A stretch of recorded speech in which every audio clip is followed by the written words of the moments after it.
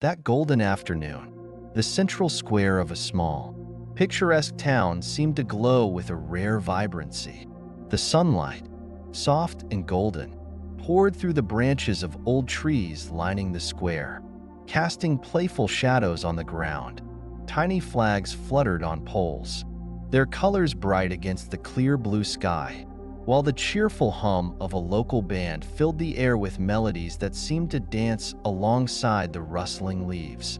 The aroma of sizzling food wafted from nearby stalls, blending seamlessly with the laughter of children running across the lush, emerald green lawns, their joy as unrestrained as the breeze that tugged at their hair. Families were everywhere, gathered in clusters around the food stalls, holding cups of lemonade that glistened with condensation, or browsing through stands offering charming little trinkets and handmade souvenirs. Parents exchanged warm smiles, their children tugging excitedly at their hands, pulling them toward whatever new adventure caught their eye: a face-painting booth, a balloon artist twisting animals into life, or a man juggling fire under the admiring gaze of a growing crowd. The square buzzed with life, a tapestry of sounds and sights woven together by a shared sense of community. But this wasn't just another town gathering. It carried a unique energy, an air of anticipation. Today, Donald Trump, the former president of the United States, was here, not as a politician behind a podium, but as a man walking among the people, listening, connecting, and sharing their stories. Trump moved through the crowd with an ease that seemed almost magnetic. His signature smile radiated warmth, his eyes sparkling with genuine interest as he stopped to shake hands and exchange greetings with everyone he met. To the working fathers and mothers, he was an empathetic listener, nodding thoughtfully as they recounted their struggles with rising costs and their hopes for better days ahead. To the elderly, he was a source of comfort, speaking of the values that shaped the nation's foundation and reassuring them that their wisdom and sacrifices had not been forgotten. And then there were the children, their unbridled excitement cutting through the formalities of adulthood.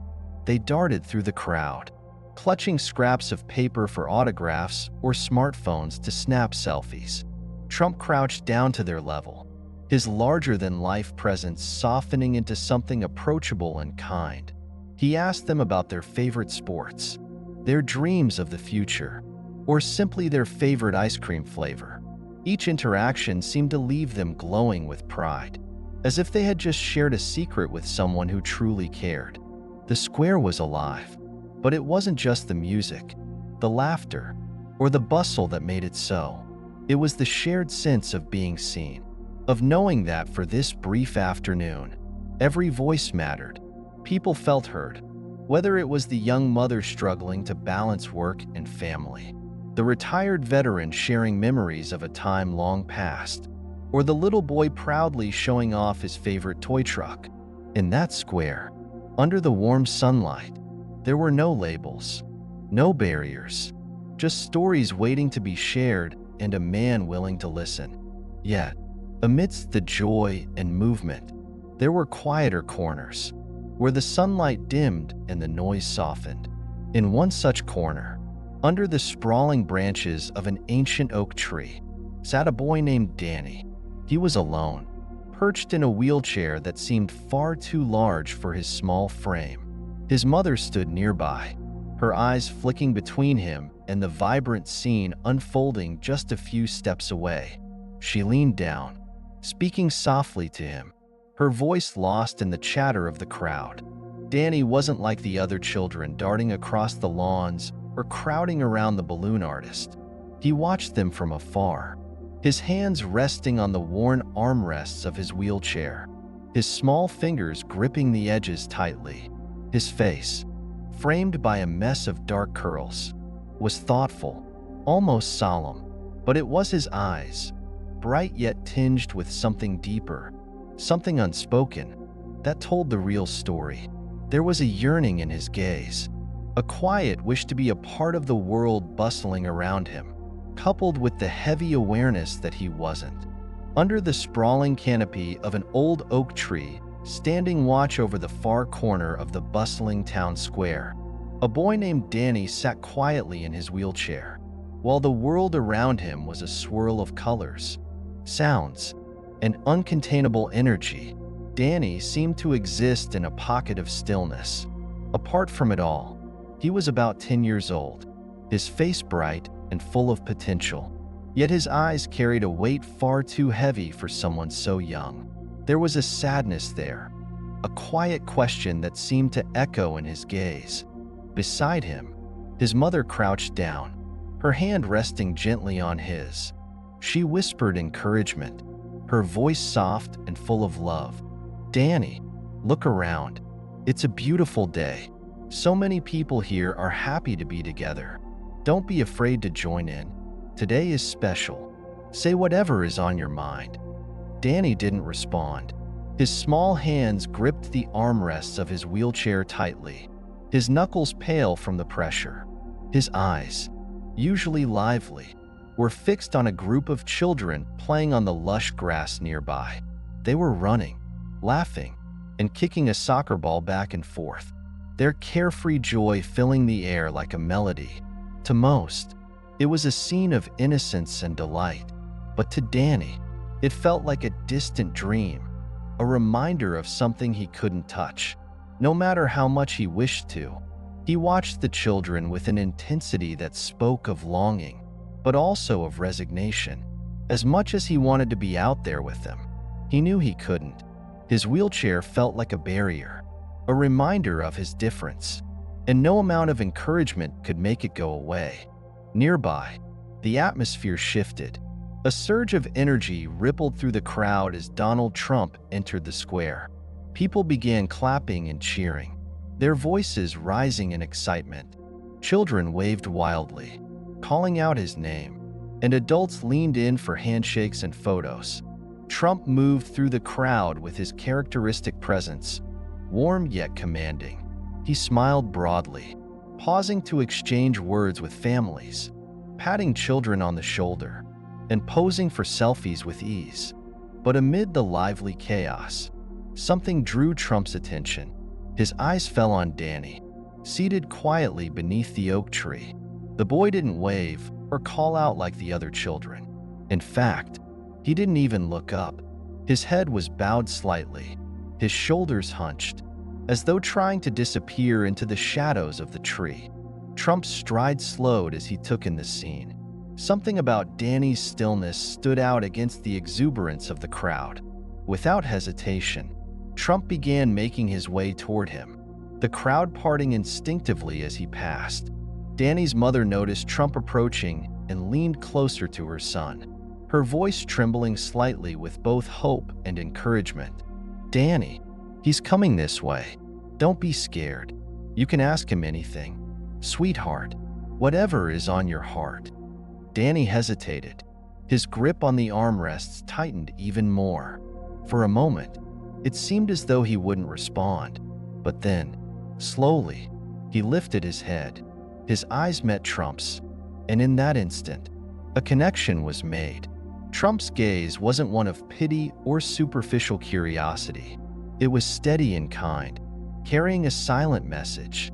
"I'm here for you."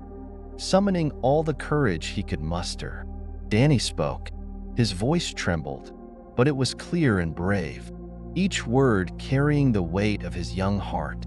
"Mr. Trump, why did God make me this way? I can't run. I can't play soccer like the other kids. I don't understand why I have to be different." The boy's question hung in the air like a bell tolling in a silent church, its resonance felt by everyone who heard it. The chatter and laughter in the square came to an abrupt halt.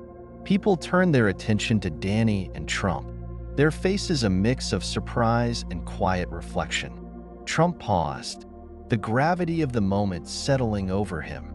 The authority he so often carried with him softened, replaced by something more profound, compassion.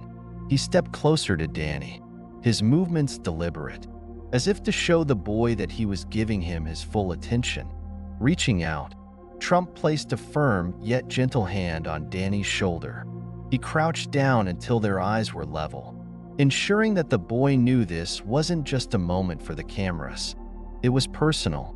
It was real. "Danny," Trump began, his voice steady but warm. "That's a big question, and it's an important one. I want you to know something. I'm listening to you, and your question matters, not just to me, but to everyone here." The crowd surrounding them seemed to hold its collective breath. Adults stood frozen, their children clinging to their sides, as though instinctively sensing the gravity of what was unfolding. Danny's mother clutched her hands to her chest, her eyes glistening with emotion. Trump continued to look into Danny's eyes, his own expression a mixture of thoughtfulness and resolve. He didn't rush to answer. He allowed the weight of Danny's words to settle, respecting the courage it had taken for the boy to ask such a question. Finally, Trump spoke again, his voice carrying not just to Danny, but to everyone present. "What you're feeling, Danny, isn't something you should ever be ashamed of. It's something a lot of people, more than you can imagine, have asked themselves. Why did God make me this way? Why am I different?" These are big questions, and they're not always easy to answer. But I want to tell you this: God doesn't make mistakes. He created you just the way you are, for a reason that's bigger than any of us can see right now. The crowd leaned in, their attention rapt. Trump's words seemed to reach not just Danny, but everyone gathered in the square. And though no one could predict the full depth of his answer, one thing was certain: it would leave an impression that none of them would soon forget. Trump leaned closer, locking eyes with Danny, his expression filled with empathy and purpose. In those moments, the square seemed to hold its breath. Trump's voice, usually commanding in its authority, softened to a warmth that carried the weight of understanding. A voice not just meant for the boy before him, but for everyone gathered there. "Danny," Trump began, his tone steady and heartfelt, "your question is a powerful one. It's not just yours. It's a question that echoes through the hearts of so many people, young and old, all over the world. Why did God make me this way? It's a question that reaches deep into our souls. But let me tell you something, Danny, God doesn't make mistakes. He never has, and He never will. Every single one of us is created with intention, with care, and with purpose." Trump paused, letting the words sink in. His eyes never left Danny's, as if to ensure that the boy felt the full sincerity behind his words. The crowd, which had been murmuring moments earlier, had fallen completely silent, captivated by the gravity of the exchange. Even the breeze seemed to quiet, as though nature itself was leaning in to listen. Trump continued, his voice growing stronger but still carrying its gentleness. Each word was deliberate, as though crafted to resonate not just with Danny, but with every soul present. "You see, Danny, God creates each of us uniquely. He didn't make you like anyone else because He didn't want you to be like anyone else. He has a plan for you, a special, one-of-a-kind purpose that only you can fulfill. Your differences, the things that make you feel separate from others, they're not burdens, they're gifts. Gifts that you may not fully understand yet, but one day you will. And when you do, you'll see that those differences are what make you extraordinary." Danny's hands, which had been gripping the armrests of his wheelchair tightly, began to relax. His eyes searched Trump's, as if looking for confirmation that these words were meant for him, that they held truth. Trump, noticing the hesitation, leaned in just a little closer, making the moment even more personal. "Danny," Trump said, his voice softening again, "sometimes the things we see as limitations are actually the ways God points us to our greatest strengths. If you can't run, you can walk through life with your soul leading the way. If you can't play soccer, maybe you can create something, music, art, stories that no one else in the world can. God didn't give you these challenges to hold you back. He gave them to you so that you could rise above them, so that you could inspire others, and show the world what true strength looks like. Danny's mother, standing beside him, wiped a tear from her cheek. She bent down slightly, placing a reassuring hand on her son's shoulder, as if to tell him that she had always believed these words, even before they were spoken. Danny, though, was still processing, his gaze now moving beyond Trump to the children playing in the distance. This time, though, there was something different in his expression.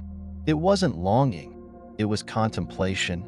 Trump stood up, turning to face the crowd, his hands still resting lightly on Danny's shoulder. His voice rose, firm and resonant, ensuring that everyone in the square could hear.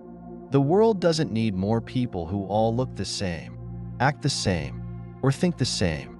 What the world needs is people who dare to be themselves, who embrace the differences that make them special. That's how we create something extraordinary, by being who God made us to be. And Danny, you are one of those people. You have a strength and a gift that no one else on this planet has.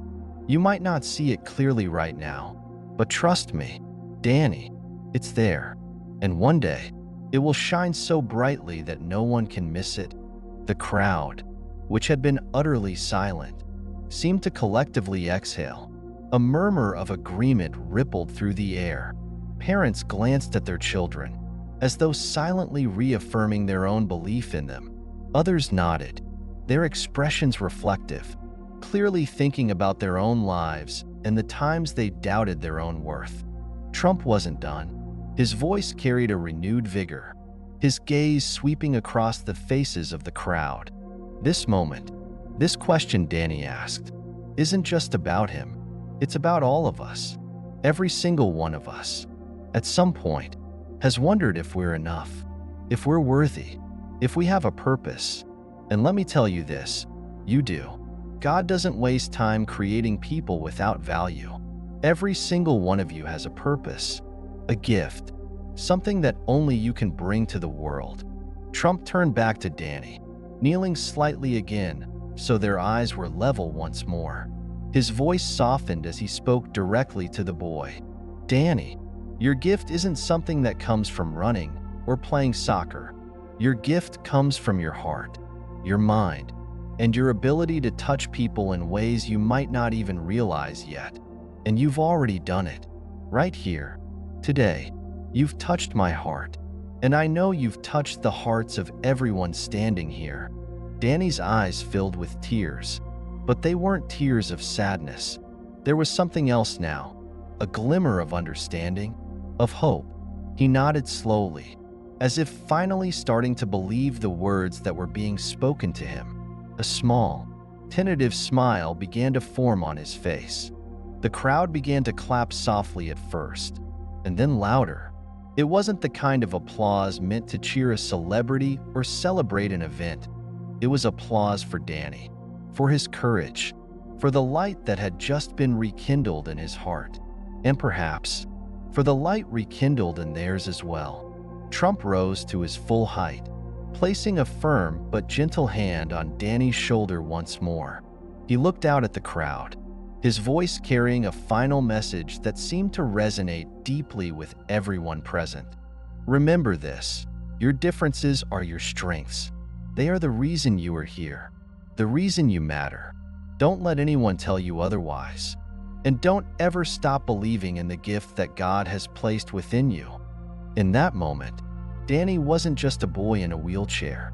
He was a beacon, a reminder to everyone there that their value wasn't defined by what they could or couldn't do, but by who they were and the unique gifts they brought to the world.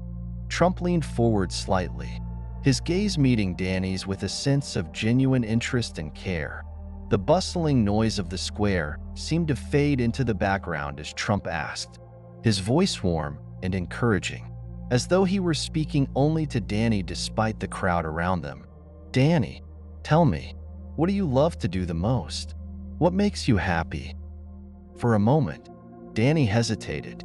He glanced down at his hands, his small fingers idly spinning the wheels of his chair in a steady, rhythmic motion, almost as though trying to ground himself. His mother, who stood beside him with a supportive presence, placed a gentle hand on his shoulder. She bent down slightly and whispered softly, "Go ahead, Danny. You don't need to be afraid. Just tell him." Danny took a deep breath, his chest rising and falling as he gathered the courage to speak. Finally, he looked up, his eyes filled with a mix of vulnerability and a faint glimmer of hope.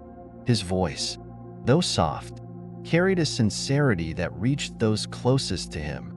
"I love to draw and tell stories," he admitted, hesitating for a moment before continuing, "but I'm not very good at it. I don't think anyone cares about what I do." As his words hung in the air, a wave of stillness spread through the crowd. The laughter and chatter that had once filled the square were replaced by a deep and attentive silence. Those nearby seemed captivated by Danny's honesty, the rawness of his words touching something within them. Trump didn't rush to respond. He gave Danny's words the weight they deserved, nodding slightly as he processed what the boy had just shared. Then, with a warm and steady smile, not the polished smile of a public figure, but the kind of smile that conveyed true belief, he leaned in closer. His voice, gentle yet filled with conviction, broke the silence. "Danny, do you know something? Every great artist, every famous writer, every person who has ever changed the world, they all started right where you are now. They started with drawings they thought weren't good enough, with stories they feared no one would ever read. But you know what made them different? They didn't stop. They didn't give up, because they realized something important, that what matters most isn't whether others see the value in what you create right away. What matters is that you see the value in it." Trump's words seemed to reach deep into Danny's heart, breaking through the layers of doubt and uncertainty that had built up over time. The boy's eyes widened slightly, as though a small light had been switched on within him. Trump, noticing the subtle shift in Danny's expression, continued, his voice lowering slightly, each word deliberate and meaningful. "You think no one cares about what you create, but let me tell you something. Danny, what you create matters. Maybe one day, a painting you draw will make someone smile when they need it the most. Maybe a story you tell will change the way someone sees their own life. You have the power to do that. Danny, that's why God made you exactly the way you are. Not to be like anyone else, but to bring something into this world that only you can bring." Danny blinked, his fingers still resting lightly on the wheels of his chair.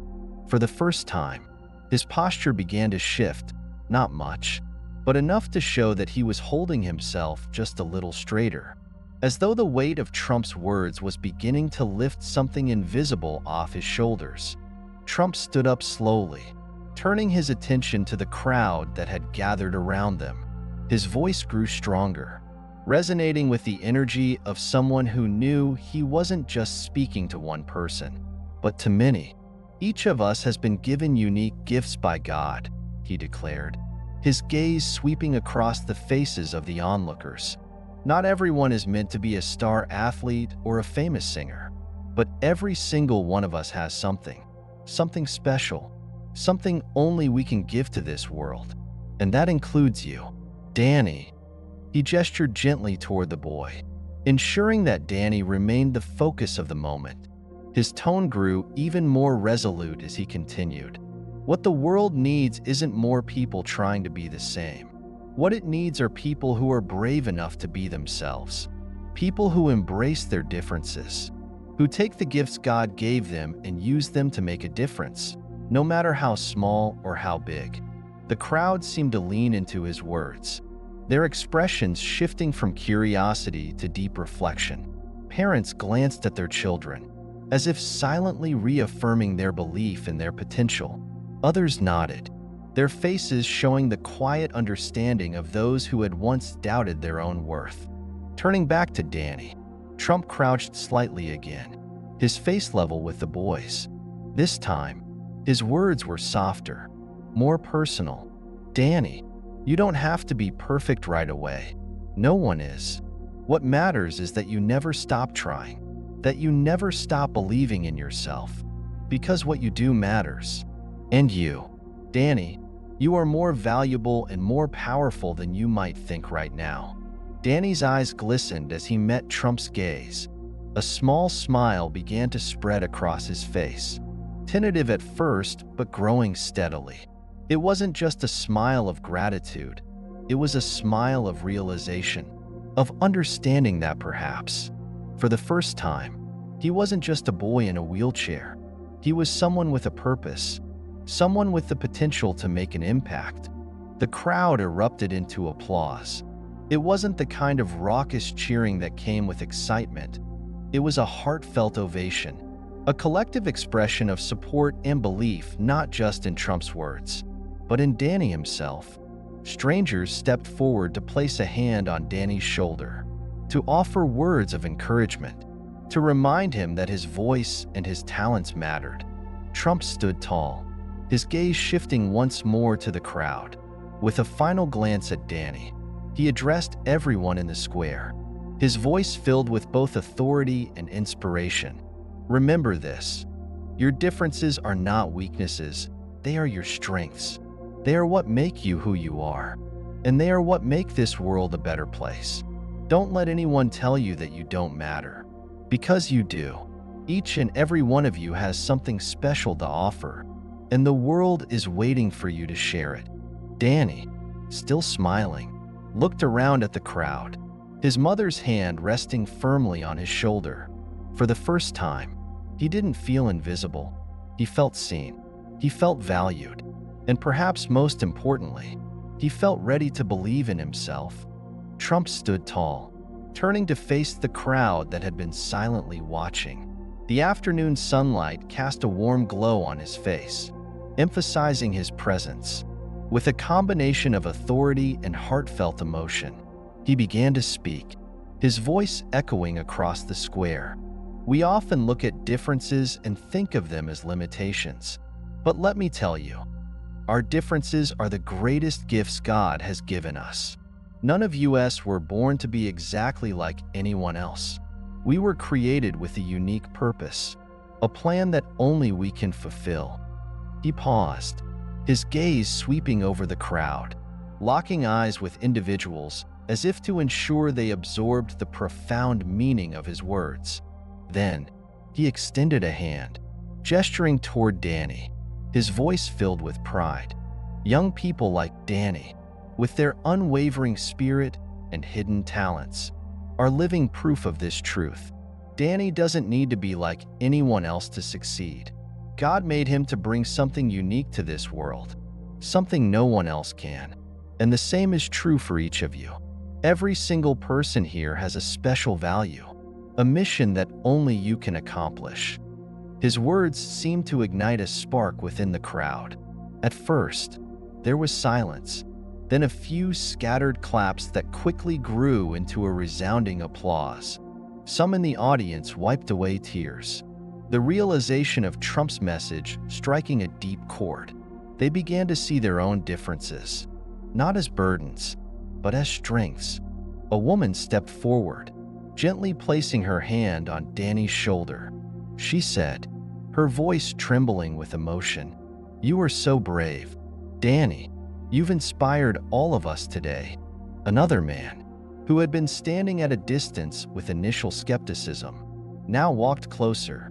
He placed a few bills in Danny's hand and softly said, "You've reminded me that everyone has value." Trump watched these moments unfold, his eyes reflecting a deep sense of fulfillment. Turning back to Danny, he bent down once more, resting his hand gently on the boy's shoulder. In a voice both calm and powerful, he said, "Danny, always remember this. God has given you a great gift. Never underestimate your own worth. Every story you tell, every picture you draw, has the potential to change the way someone sees the world. I look forward to seeing what you'll do with that gift. Be proud of who you are, because no one else in this world can do what you were born to do." Danny looked up at Trump, his eyes now gleaming with a light that hadn't been there before. It was the light of hope, of someone who had found a renewed sense of purpose. A smile spread across his face, genuine and filled with determination. As Trump straightened up, he once again addressed the crowd. His voice, resonating with conviction, carried a final call to action. Remember this: our differences are our strengths. They are what make life beautiful. And when we learn to love and cherish the gifts God has given us, we not only change our own lives, but the lives of everyone around us, and perhaps the world itself. In that moment, it wasn't just Danny who felt inspired. Every person in the square felt a renewed sense of worth and a deeper appreciation for the unique qualities within themselves and others. They realized that life's extraordinary beauty lies in its diversity, and their hearts resonated with a powerful truth. Each of us is born with a purpose, and it is our differences that make us exceptional.